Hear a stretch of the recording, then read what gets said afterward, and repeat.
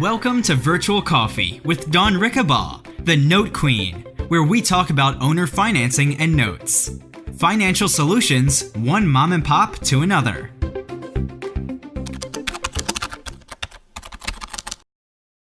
So the big thing, the big kicker here is your partnerships with your underlying financing. What are they willing and able to do?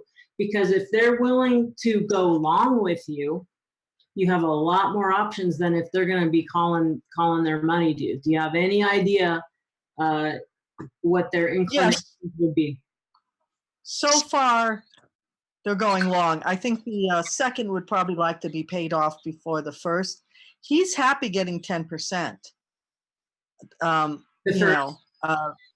He's happy getting that percentage on his money. So yeah, I kind of went through this with them probably this time last year to sort this out, to, make sure they weren't going to try to foreclose or whatever they could do, legally. It would have been a normal foreclosure. It would have been some sort of legal thing.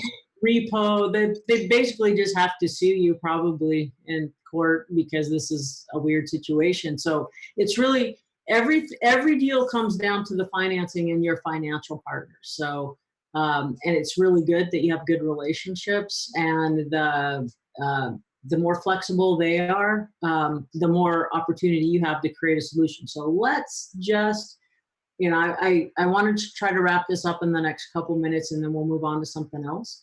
But so let's create let's say you can sell it for $250 owner carry. Do you think that is a reasonable? You think you could sell it for $250 owner carry? Yes, I think so. And how much down do you think you could get? Well, we're asking for at least 25% down. I think that is an excellent idea. So 25%. I'd like to get more. I'd like to get 30, but at least 25 minimum. Okay, so you can get 62.5 down payment, and you know what you could do with that money. And how much money of your own have you soaked into just carrying costs, do you think? Oh, yeah. Well, if you look at all the interest that I've paid. Yeah, just ballpark. Just quick ballpark a number for me. 40,000 maybe, because we probably put some money in there. Woo! Okay, yeah, that's painful. It's probably, it's probably about 24,000 just in carrying costs over the last 2 years. Yeah. And then, add another 10, 15, and, Okay, and are you okay if your money's tied up? Like you got the second who they're happy with 10%, but they'd really like their money back. How about you? Are you hamstrung by not having that 40 grand back in your pocket? Or are you not any more than I've been so far, and actually other things are going good, so I don't mind the idea of carrying it and getting a cash flow out of it. That's fantastic, because then here's a solution that I would do. If the first is willing to go along, but the second wants to be paid off, which I would too, because they're really hanging out in the wind in terms of security. So your loan amounts. So with that 62 grand, I would probably just pay off that second. To me, because that's kind of what I was.